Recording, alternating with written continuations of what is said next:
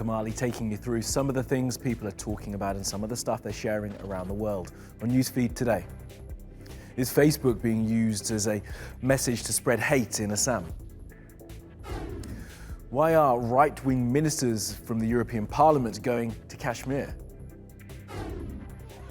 Demonstrating for the climate, protesters fight police at a mining conference in Australia. And the death of a movie legend, John Witherspoon, the internet remembers.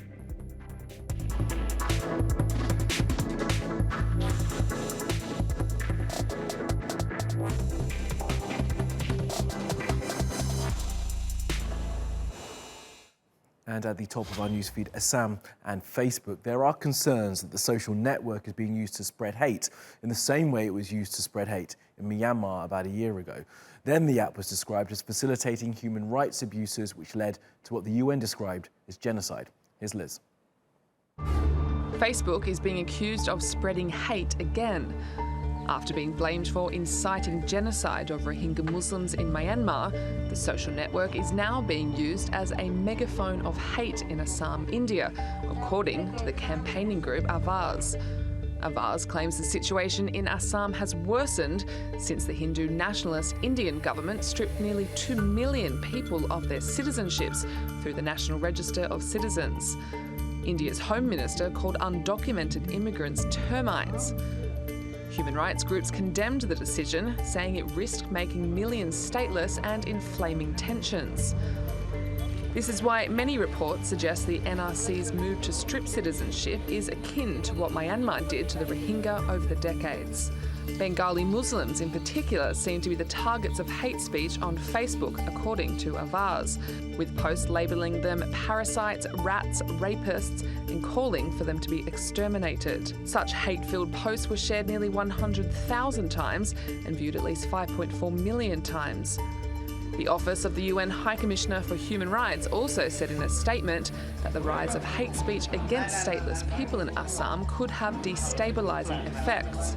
Facebook relies on its artificial intelligence systems to flag hate speech, which Avaz says won't work because it relies on people reporting hate speech, so the machine learns what hate speech is.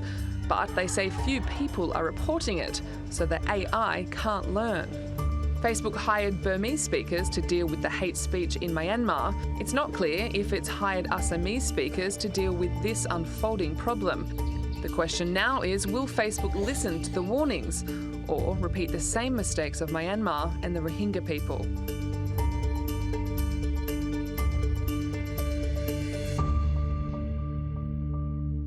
Okay, let's take a look at some of the other things that caught our eye on social media. Now, Michelle and Barack Obama held their annual Obama Foundation Summit in Chicago. It's for young leaders from around the world, and a number of issues were discussed, including representation, minority rights, and equality. President Obama also had this to say to young people and people more generally who take part in cancel culture. Purity, and you're never compromised, and you're always politically woke and all that stuff. You should get over that quickly. People who do really good stuff have flaws. People who you are fighting may love their kids. There is this sense sometimes of the way of me making change is to be as judgmental as possible about other people. And that's enough. Like if I tweet or hashtag about how you didn't do something right or used the wrong verb, or then I can sit back and feel pretty good about myself. Because man, you see how woke I was? I called you out. Let me get on TV, watch my show, watch Grownish. You know, that's not activism. That's not bringing about change. Let's take a look at this video. President Trump was giving out candy to kids at the White House, and one of the kids came dressed as a minion from Despicable Me. So the president decided to put the candy on the minion's head, probably leading to confusion and tears, and to the clear enjoyment of both Mr. and Mrs. Trump. And people on Twitter are writing RIP John Witherspoon after the announcement of his death. The actor was 77 and has been in loads of films and TV shows, but will be probably best remembered for people of my generation for playing the dad in the movie Friday.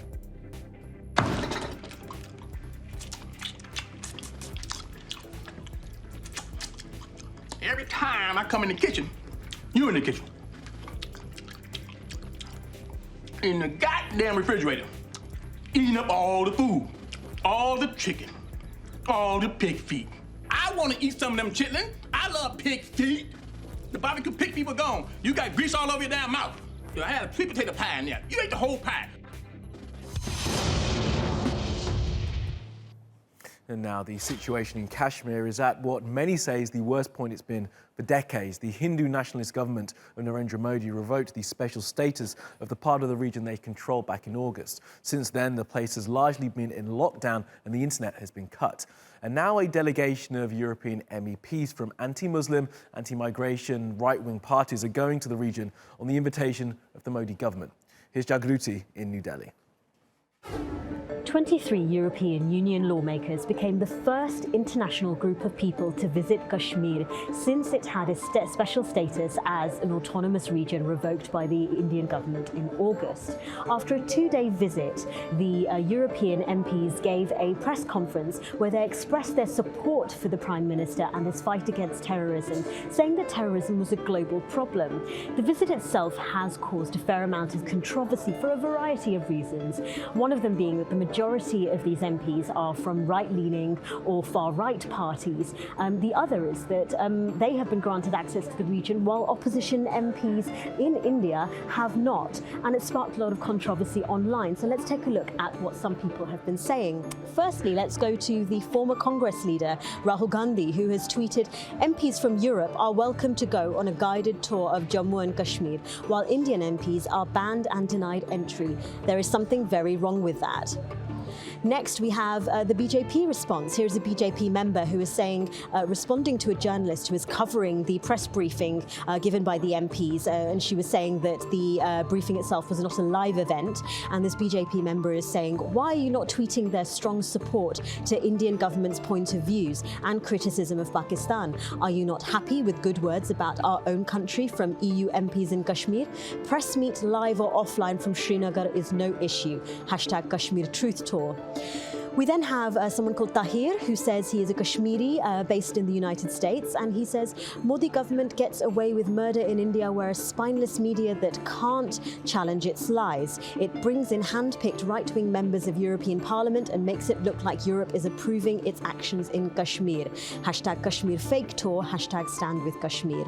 And finally, someone called Somya, who says she's a student in Bangalore, says EU MPs in Kashmir is brave and clever decision from BM Modi to counter against Pakistani international propaganda. Now, the European Union has said that the MPs are not there in an official capacity, but they are there in a personal one. And the delegates met the Prime Minister of India, Prime Minister Modi, ahead of their trip to Kashmir. And the Prime Minister said that they hoped the MPs would have a fruitful visit, seeing this part of India as well as Jammu and Kashmir. And to Australia now, where people are protesting against the mining industry and they've been fighting with the police. This is not a police state! You have the right to demonstrate! This is not a police... Well, this has been happening outside of Melbourne's exhibition centre. Demonstrators say they are calling out those who they describe as climate criminals by blockading the International Mining and Resources Conference. More than 40 protesters have been arrested and several others have been injured. Police use pepper spray and horses to disperse the crowds. The protests are expected to run until Thursday. Here's what happened to Paul Dowsley, who works for Channel 7 News. Do you mind? I'm walking here. I'm walking here. I'm walking here. He's a journalist! I'm walking to the public. He's a journalist!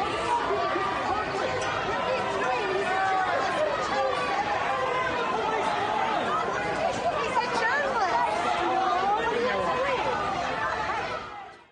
Well, as you'd expect, there's been plenty of reaction online. Eddie Djokovic says the police violence in Melbourne is totally over the top and uncalled for, physically beating people and attacking journalists. Denise says, just wondering how politicians think this is all going to end. Do they think that people are going to think, okay, we'll ignore the scientists, the facts, stand by while everything goes backwards, environments are destroyed. Also, you and your donors can benefit. But this guy, who goes by the name Mischievous Boo, says, feel sorry for the cops here. Not only do their resources get dragged to deal with these extreme left-wing morons, but the fact they're getting worse in terms of their protests as well.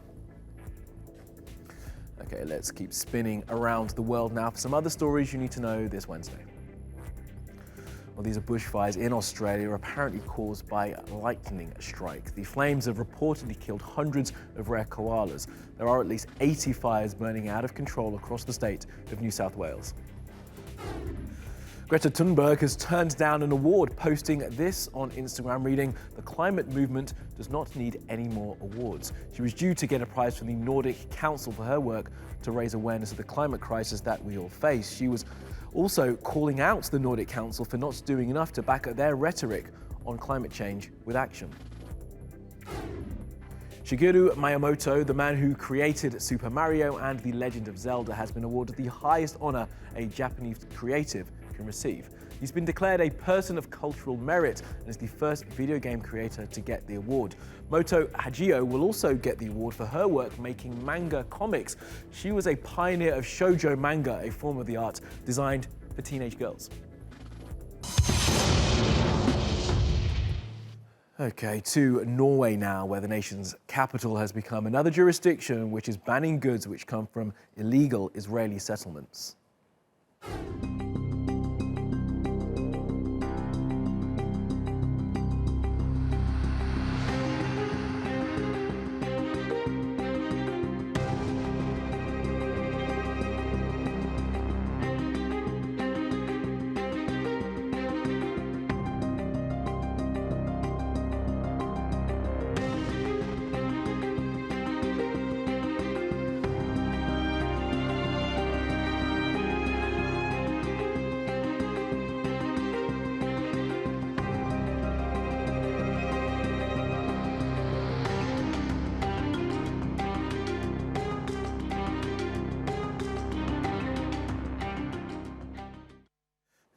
And last up, let's return to that story of the bushfires in Australia. There's been some incredible images of the flames appearing on social media, and we just spoke to one guy who's taken some of the best. His name is Martin von Stoll, and I began by asking him how close he was able to get. We're probably about only a kilometre away from the fire front, a kilometre or two. It was a little bit intense. We were still safe, at a safe distance, but they did move quite rapidly, and we were asked to evacuate shortly after those images were taken.